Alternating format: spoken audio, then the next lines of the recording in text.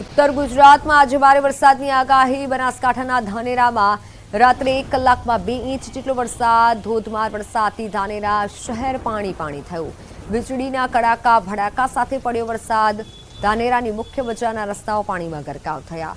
ધાનેરા અને દાંતામાં છેલ્લા 24 કલાકમાં 2.5 ઇંચ જેટલો વરસાદ પડ્યો। વડગામમાં 2 ઇંચ, થરાદમાં 1.5 ઇંચ, ડીસા, ભાભર, વાવ, દિયોદર, પાલનપુર, લાખણી અને અમીરગઢ સહિતના વિસ્તારોમાં 1 ઇંચ જેટલો વરસાદ નોંધાયો। નારાયણ સરોવર વિસ્તારમાં સફારી પાર્ક સ્થાપવા મંજૂરી મળી। આગામી દિવસોમાં પ્રવાસીઓને સમુદ્રી સીમા દર્શનની સાથે જંગલ સફારી પાર્કનો લાભ મળશે। 250 હેક્ટરમાં સફારી પાર્ક બનશે। હાલમાં પ્રથમ તબક્કામાં 30 કરોડની મંજૂરી મળી હોવાનું વન વિભાગના અધિકારીઓએ જણાવ્યું। પ્રવાસીઓ ગાડીમાં સફારી પાર્કની મુલાકાત કરી શકે તેવી સુવિધા ઊભી કરાશે। સફારી પાર્કમાં સિંહ સહિતના જંગલી પ્રાણીઓ લવાશે। નારાયણ સરોવર વિસ્તારમાં જંગલ સફારી બનવા માટે મંજૂરી મળી છે। પ્રથમ તબક્કામાં 30 કરોડની મંજૂરી આપવામાં આવી છે। 250 હેક્ટરમાં જંગલ સફારી પાર્ક બનશે। આશરે 250 થી 280 હેક્ટર જેટલા વિસ્તારમાં આ સફારી પાર્કની સ્થાપના કરવામાં આવશે। તેમાં માંસાહારી પ્રાણીઓની સાથે સાથે તૃણાહારી પ્રાણીઓ, નાના સસ્તન પ્રાણીઓ, સરીસૃપ પ્રાણીઓ અને પક્ષીઓ નો પણ પ્રવાસીઓને લાભ મળે તે બાબતનું આયોજન હાથ ધરવામાં આવેલું છે। બાદમાં કોર્પોરેશનના પાપે પડેલા ભૂવાને રિપેર કરવાની કામગીરી સમયે એમસીનું જેસીબી જ ભૂવામાં પડ્યું। ગીતા મંદિર પાછળ લક્ષ્મીપુરા ચાલીમાં ઘટના બની। રોડ પર છેલ્લા 2 દિવસથી મહાકાય ભૂવો પડ્યો હતો। સમારકામની કામગીરી સમયે અચાનક જ આખા ગરનાળાનો રોડ બેસી ગયો, જેના કારણે જેસીબી ભૂવામાં ગરકાવ થઈ ગયું। જોકે એમસીના કોઈ અધિકારીઓ સ્થળ પર હાજર ન હતા। જેસીબી ભૂવામાં પડતા સમયે નજીકમાં બાળકો રમી રહ્યા હતા। સદનસીબે મોટી જાનહાનિ ટળી છે। અમદાવાદ શહેરમાં ચોમાસા પૂર્વે અમદાવાદ મ્યુનિસિપલ કોર્પોરેશન દ્વારા પ્રી મોન્સૂન એક્શન પ્લાન હેઠળ કરોડો રૂપિયા ખર્ચવામાં આવે છે, પરંતુ જ્યારે પણ વરસાદ પડતો હોય છે ત્યારે આ પ્રી મોન્સૂન એક્શન પ્લાન કેટલો અસરકારાત્મક હોય છે તે સ્પષ્ટપણે સાબિત થઈ જતો હોય છે।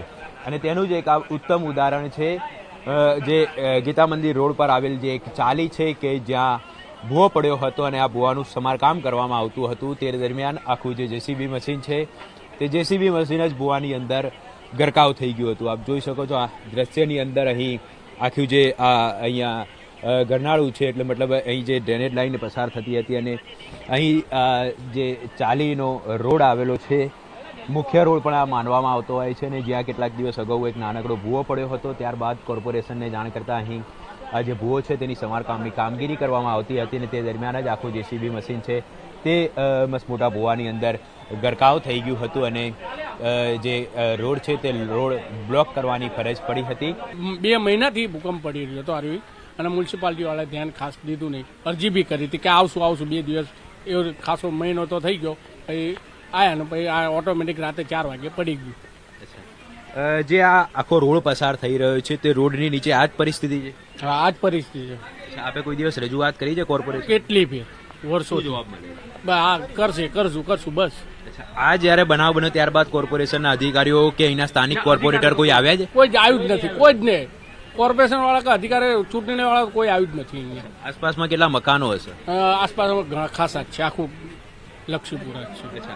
તો આસપાસમાં અનેક મકાનો આવેલા છે। આપ જોઈ શકો છો દ્રશ્યની અંદર રહેણાંક વિસ્તાર છે અને જો આ પ્રકારની પરિસ્થિતિ હોય, આખા રોડ બેસી જવાનો જ્યારે ભય લોકોને સતાવી રહ્યો હોય, ત્યારે લોકોની માંગ છે કે કોર્પોરેશન દ્વારા તાત્કાલિક આ જે છે ભૂવો તેનું સમારકામ કરવામાં આવે અને રોડ પર જ્યાં પણ આ પ્રકારની પરિસ્થિતિ જોવા મળતી હોય તેનું સમારકામ કરવામાં આવે।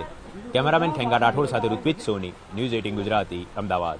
મુંબઈના પોવીના ચાંદીવલીમાં પાઇપલાઇનમાં ભંગાણ સર્જાયું છે। રોડ વચ્ચેથી પાઇપલાઇનમાં ભંગાણની પાણીના ફુવારા ઉડ્યા હતા। પાઇપલાઇનમાં ભંગાણથી ઊંચે સુધી પાણીના ફુવારા ઉડ્યા હોય તેવા દ્રશ્યો સામે આવ્યા છે। મુંબઈની આ ઘટના કે જ્યાં પાઇપલાઇનમાં ભંગાણ થતા પાણીનો બગાડ થયો હતો। હજારો લીટર પાણીનો વેડફાટ થયો છે। ગિરિડીહમાં છેલ્લા 2 દિવસથી સતત વરસાદના કારણે જનજીવન અસ્તવ્યસ્ત થઈ ગયું છે। નદીઓના જળસ્તરમાં પણ વધારો થયો છે, જેમાં બરાકર નદીમાં 4 ટ્રેક્ટર પણ ફસાઈ ગયા હતા। સ્થાનિકોના મતે નદીનું જળસ્તર વધતું હતું, છતાં ટ્રેક્ટર ચાલકો મજૂરો નદીમાં રેતી ચોરી માટે ઉતરી ગયા હતા અને જે બાદ નદીનું જળસ્તર વધતા તેઓ પાણીના પ્રવાહમાં અટવાયા હતા. જોકે બાદમાં મજૂરો અને ડ્રાઈવરોને બચાવી લેવાયા હતા, પરંતુ 4 ટ્રેક્ટરો નદીના પાણીમાં ફસાયા હતા.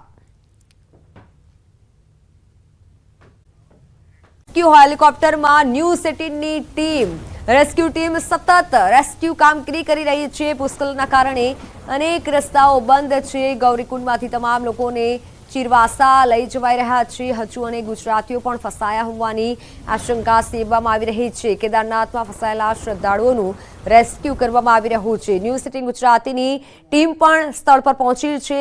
હાલ આર્મી દ્વારા કામગીરી કરવામાં આવી રહી છે. સરાહનીય કામગીરી કરવામાં આવી રહી છે. તમામ લોકોનું રેસ્ક્યુ ટીમ રેસ્ક્યુ કરી રહ્યું છે.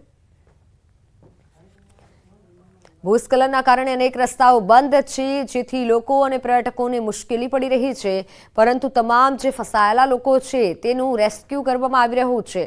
દિલ ધડક રેસ્ક્યુના દ્રશ્યો સામે આવ્યા છે. રેસ્ક્યુ ટીમ રેસ્ક્યુ કરી રહી છે, પર્યટકોને બહાર નીકાળી રહી છે. કેદારનાથમાં આ તમામ શ્રદ્ધાળુઓ ફસાયા છે, જેમાંથી ગુજરાતી શ્રદ્ધાળુઓ પણ હતા અને તેઓને પણ મદદ પહોંચાડવામાં આવી રહી છે.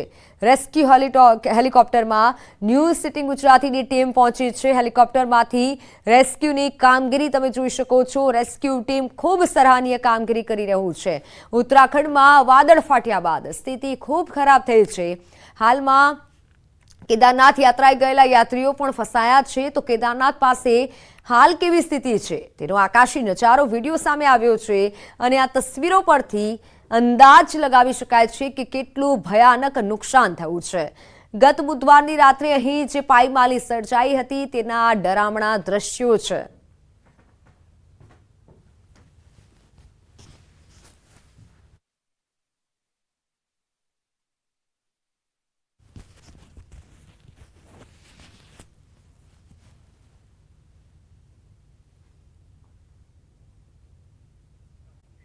સાંજ બાદ ધોધમાર વરસાદ, લાંબા સમયના વિરામ બાદ ફરી વરસાદની એન્ટ્રી. વરસાદના પગલે જાહેર માર્ગો પર પાણી ભરાવાનું શરૂ થયું. વડોદરા ગ્રામ્ય વિસ્તારમાં પણ વરસાદી માહોલ છે.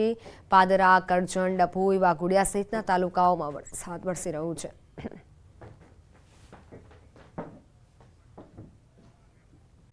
અરવલ્લી મોડાસા શહેરના રબારીવાસમાં વરસાદી પાણી ભરાયા. ભુજિયાવાસમાં શ્રમિકોના ઘરોમાં પાણી ઘૂસ્યા. ગરીબ લોકોના કાચા મકાનોમાં પાણી ઘૂસ્યા. સ્થાનિક લોકોની કાયમી પાણી નિકાલની માંગ. દાદરાનગર હવેલી અને વલસાડના વાપીના નદી કિનારાના ગામના લોકોને સાવચેત રહેવા માટે સૂચનો કરવામાં આવ્યા. મહત્વપૂર્ણ છે કે કપરાડા અને ધરમપુર તાલુકાના અંતરિયાળ પહાડી વિસ્તારમાં ભારે વરસાદના કારણે આ વિસ્તારોમાંથી પસાર થતી જિલ્લાની તમામ મોટી નદીઓમાં પૂર જેવી પરિસ્થિતિ સર્જાઈ છે.